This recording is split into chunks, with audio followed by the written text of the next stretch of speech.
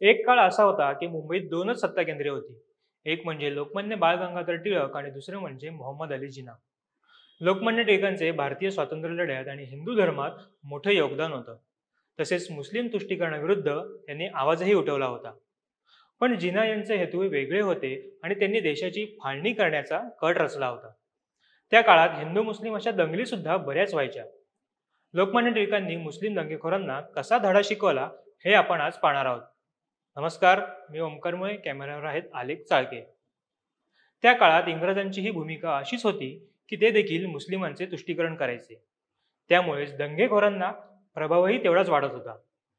1893 ते 94 मध्ये मुंबई पुण्यात ज्या दंगली झाल्या त्यात दंगेखोर हिंदू मंदिरे पाडायचे आणि उत्सव मिरवणुकीत व्यत्यय आणायचे.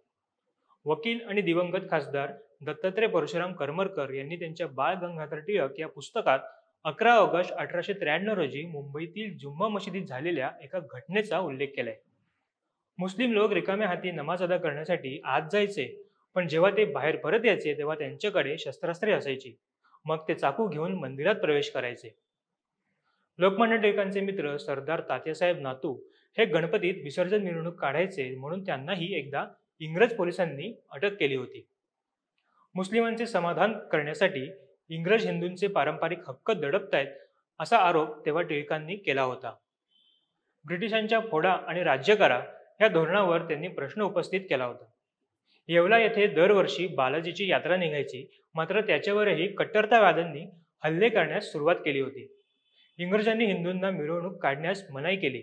तेव्हा टिळकांनी हिंदूंना स्वतःच्या संरक्षणासाठी सज्ज होण्याचे आवाहन केलं. त्यांनी हिंदूंना संघटित करण्याचं ठरवलं होतं.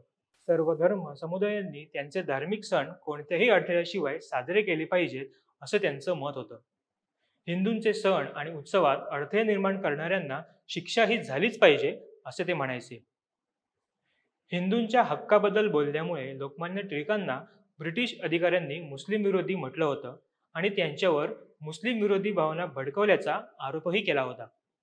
एका सभेत त्यांच्यावर मुस्लिमांना हिंदूंचे कट्टर शत्रू म्हटल्याचा आरोप करण्यात आलाय. तसेच गोहत्या विरोधी समाज स्थापन केल्याचा आरोपही त्यांच्यावर होता.